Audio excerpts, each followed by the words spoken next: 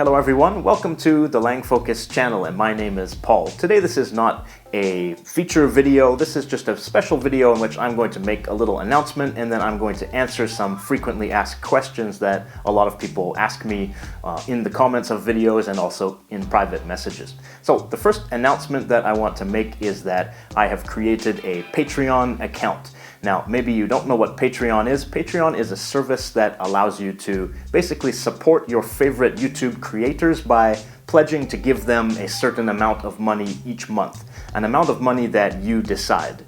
Now, I want to say right away, you don't have to do this, you don't have to give any money. This is basically like a voluntary subscription fee that you can pay if you want, but the amount is up to you. So it can be as little as $1. That's one of the cool things about Patreon, is that everyone can give just $1. Not everyone, but if you want, you can give $1, and if a lot of people give $1, then that amount of money kind of adds up and the creator gets, a significant amount. So that's the cool thing about it. It's kind of a collective way to support your favorite creators as a team. So the reason I'm doing that is because I put in a lot of time and effort into making the videos, and basically that's a lot of time that I could be putting into different work that pays money. I do get a little bit of money from some advertising on YouTube, but it's just a small amount. It's not really a lot because according to my statistics, about 70% of people use ad blockers.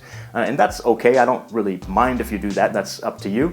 Of course, this is all voluntary. If you want to support the channel, Patreon is a way to do that, even if you like to use an ad blocker or whatever, things like that. Basically, have a look at the Patreon page that I've created. If you think that LangFocus deserves a little donation every month, $1 or whatever you want to give, then that would be highly appreciated, but if not, then don't worry about it because I'll still love you just as much. You'll still be a valued viewer and all of that. So don't even stress about it. It's completely voluntary. And the link to that Patreon page is down below in the description.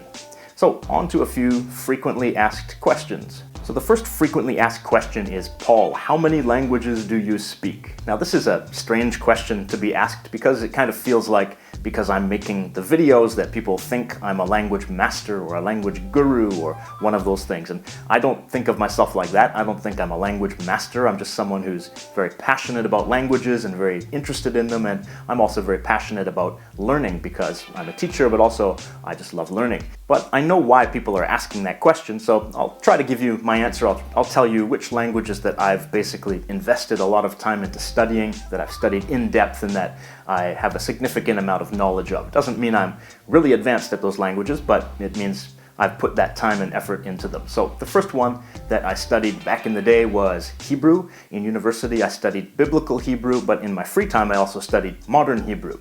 I also studied Biblical Aramaic in university, and at the same time, I studied Old English or Anglo-Saxon, so we can throw that in there. It's not a spoken language, but I'll throw that in there. I've also studied Arabic. I've studied Modern Standard Arabic and also some Arabic dialects, specifically Palestinian and to some extent Egyptian as well. I've also, of course, studied Japanese. As you might know, I live in Japan and I've been studying Japanese for a long time. I've also studied Indonesian. I've also studied French. I've also studied Tagalog. I've also studied Esperanto. And I've also recently been studying Italian. So those are the ones I've really put time and effort into studying quite a lot. I don't know if I'm forgetting any, but that's probably the main ones. There are other languages that I've studied to a basic level, but I don't really know them enough to say that I know them. And there are some languages that I can also read, like I have passive knowledge of them because I've studied related languages, but I've never specifically studied those languages themselves. So, for example, Portuguese and Spanish, I can often make sense of them when I'm reading them, but I've never studied them. There are also other languages that I've just studied from a linguist's point of view, like I want to see how those languages work, so I examine them. And sometimes the language profile videos I make are kind of like that, like I'm just interested in those languages, so I examine them and study and learn about those languages, but I haven't necessarily studied those languages. Basically, I consider myself a language enthusiast, someone who loves languages. I don't call myself a polyglot. I'm not going to make a video called Canadian Guy Speaks 25 Languages or something like that. Like, that's not really the purpose of this channel. The channel is called LangFocus because I want to focus on the languages and not really on me and my own ability.